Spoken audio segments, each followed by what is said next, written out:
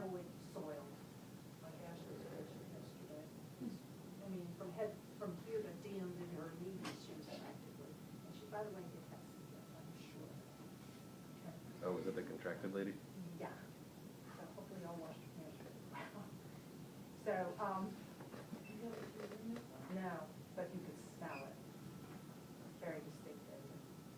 Anyway, we're going to make sure that the patient's comfortable. If it's a female patient, we want to put them in which position? Lithotomy. Yeah, not lithotomy. Oh, lap. Birthing. Dorsal recumbent. Okay. Lithotomy is up in the stirrups. We don't need to do that, okay? Never mind. Giving birth. Yeah. We're not giving birth here. Okay, so even though it's a man's head, it is a female's body, okay? Awkward. So we're going to put them in the dorsal recumbent position. Okay. Like so. Okay? So I've explained to the patient, Mrs. Jones is one Lisa, I'm going to insert a catheter to see how much urine is in your bladder and to help you. Okay? So I grab my kit. Okay? Now, you note that this has a size 12 French catheter. Okay? On the kit. Now, we're going to use up the old kit. So we want to make sure that you set these up correctly because sterile field is what we're really looking for you to do. Okay? So once we have the patient all set up, I'm going to have my back to you. So you know. All right, so that's enough of the kit. I'm going to set up my sterile field right here on the bed.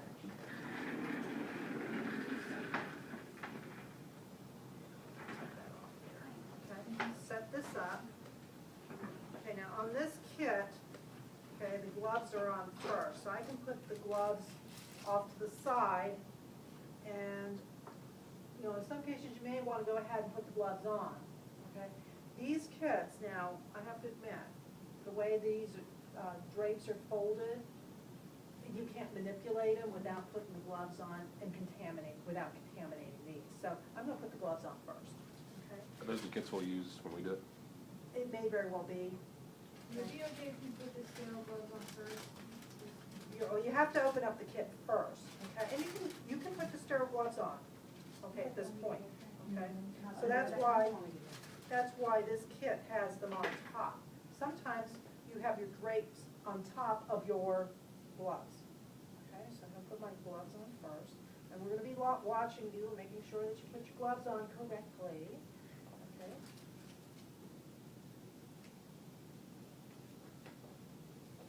Okay.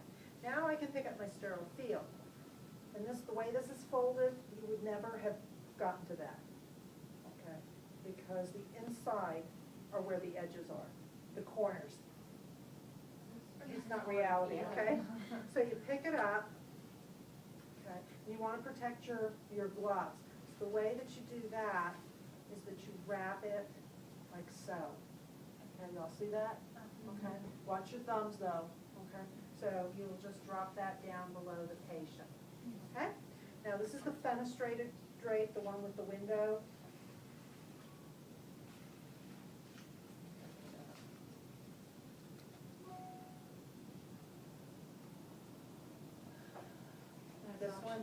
This is optional. I've never used these. So we don't. You don't have to use it. I mean, it's a waste of my time. Okay, I don't like them. Okay, so now I can take this and put this right here. I can open up my swabs. Some of these have cotton balls though, so you would want to moisten the cotton balls with whatever disinfectant you're using, cleansing agent. Because the key here is getting everything set up before you even touch the patient. Okay? Now, the catheter is right here in this side of the box. Okay? We've got a sleeve over this. Now, you want to take the sleeve off very carefully so you don't contaminate the catheter. You're going to attach the balloon, the syringe with the water for the balloon. Okay? And now we're not even inflating the balloon, testing them, but I still just put a little bit in there. See that it inflates, and you all can see that. And we had a little We had a patient where we had to take the catheter out, and we attached the balloon, the syringe to the balloon port, and it wouldn't deflate. And we sat there, and it wouldn't deflate. This collapsed right here. So what did we do, Ashley? We cut it, okay? Normally I don't cut things, because if you can't cut it, if you cut it, then there's no way of actually getting out the balloon, okay? But it did eventually drain out. We just had to be a little patient. Kathy comes in, and what happens? It's draining, okay? But we were able to take the catheter out. Okay. For a moment there, I was sweating bullets, okay? So just leave this attached and put it right back here in the box, okay? Then you want to open up your lubricating jelly, squirt a little bit out, okay? Once I've got that all done, I'm ready to go, okay? You want to separate the labia, okay? Once you grab hold over here with this hand, you can't release anything, nor can you touch anything else, okay? Because that's now considered dirty, and this hand is sterile. So I take my cleansing stick, or if it's a cotton ball with tweezers, okay, I can do the same thing. So I'm going to go down one side, dispose, down the opposite side, dispose, and then down the center. Okay?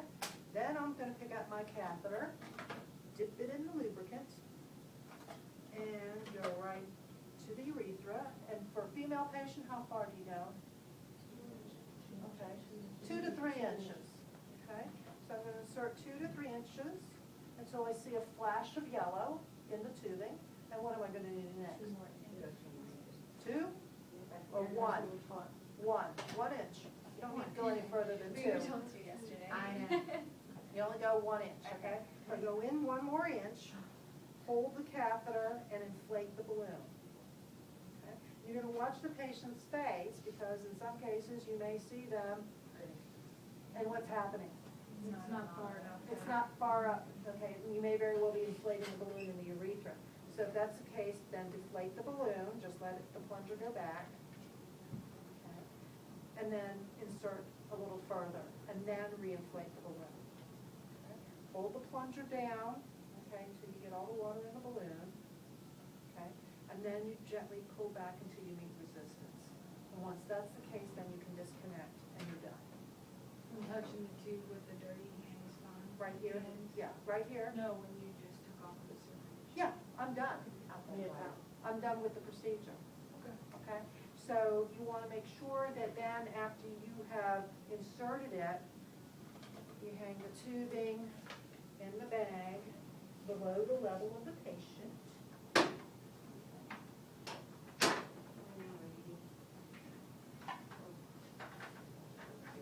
You probably do it there. Yeah, right there. Okay, and then what are you going to do? Close Okay, well, you clean up. Your own, Okay, you clean up all your trash.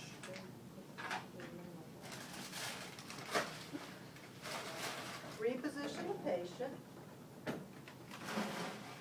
Cover them up, and then what are you gonna do? You're Go to the bed and do what else? You're gonna hook the tubing to the bed so it doesn't fall. Okay, what's the most important thing after you've done all this? Is there anything, Okay, you lower the bed, position the patient, what are you gonna do next? do you have any questions about? Yeah, you should attach it. Okay. Put up the Some rails? kids now do have this. Okay. What's that? Put up rails? Put up rails, but after you've done all of that, what's the next thing you need to do? Document? Document. So what are you gonna document? the time that you placed it, Okay, date and time, what else? how many units, Patient how many Patient's reaction. Patient's reaction, what else? did they void anything once it was inside? Voiding? Well, they shouldn't void, but what do you wanna do? Any, What else do you need to document besides how well they tolerated and date and time? How much urine, okay, how much urine output, and the characteristics of the urine. What else do you need to document? The name? The size of the. Absolutely, you need to document the size of the catheter and how much water you instilled in the balloon. Okay, so those 4 things, okay, date, time, how well the patient tolerated, the size and the amount, the size of the catheter and the amount of water instilled in the balloon, and then how well the patient tolerated, okay, and the characteristics of the urine. Okay, Like I said, this is the sterile procedure thing that we're looking for. So I'm gonna, like, So this is the only sterile type of VOB here? yes.